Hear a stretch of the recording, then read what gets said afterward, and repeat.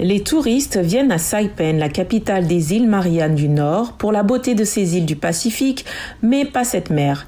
Elle est ici pour que sa fille puisse obtenir un morceau de papier indiquant qu'elle est citoyenne américaine. La mère a dépassé les 14 jours qu'elle est autorisée à passer sur ce territoire américain. Elle n'utilise que son nom de famille, Ye, pour protéger son identité. Qu'il s'agisse du système éducatif ou de l'environnement quotidien en Chine, il y a trop de pression. Même moi, je veux m'échapper. Je ne veux pas être là-bas. Ye est arrivé à Saipan en septembre dans le cadre d'un programme d'exemption de visa de 14 jours pour les citoyens chinois mis en œuvre en 2019. Avant, lorsque le tourisme de naissance en provenance de Chine était à son plus haut niveau, les ressortissants chinois étaient autorisés à y séjourner sans visa pendant 45 jours. Arnaud Palacios est le gouverneur du Commonwealth des îles Mariannes du Nord. Il atteint son maximum en 2017 et en 2018. Avec plus de 500 bébés nés de mères chinoises au cours de chacune de ces années, Palacios affirme que ces naissances ont dépassé le nombre de femmes nées à Saipan. Le nombre de naissances chinoises sur l'île a chuté pendant la pandémie. Palacios précise qu'en 2024, 55 bébés sont nés de mères chinoises.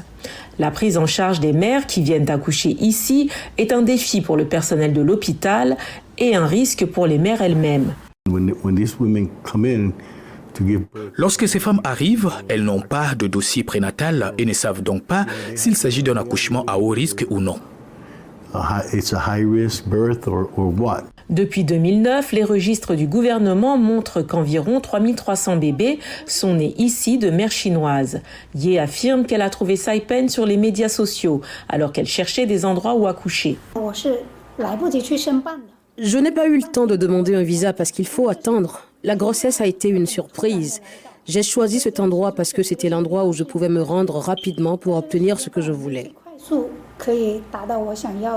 Ye demande le passeport américain pour sa fille âgée d'1 mois. Elle paie également plus cher pour qu'il soit prêt dans les 3 semaines. J'ai peur que la politique soit impactée maintenant que Donald Trump est président, alors j'ai payé plus cher pour obtenir le passeport plus rapidement. Les conservateurs américains ont fait valoir que la citoyenneté de naissance encourageait l'immigration illégale et qu'elle était exploitée. Le premier jour de son mandat, le président Donald Trump a signé un décret pour y mettre fin. Nous sommes le seul pays au monde à faire cela avec le droit de sol, comme vous le savez, et c'est absolument ridicule. Alors que cette ordonnance est contestée devant les tribunaux, Ye espère qu'il y aura un bon résultat pour sa fille et peut-être pour elle-même. J'ai l'impression qu'une fois que je suis arrivée ici, c'est un endroit plus humain.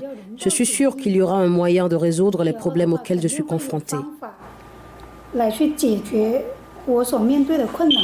Depuis la fin de l'année dernière, les voyageurs en provenance de Chine doivent faire une demande de dérogation en ligne et être soumis à un processus de contrôle électronique avant d'être autorisés à entrer sur le territoire.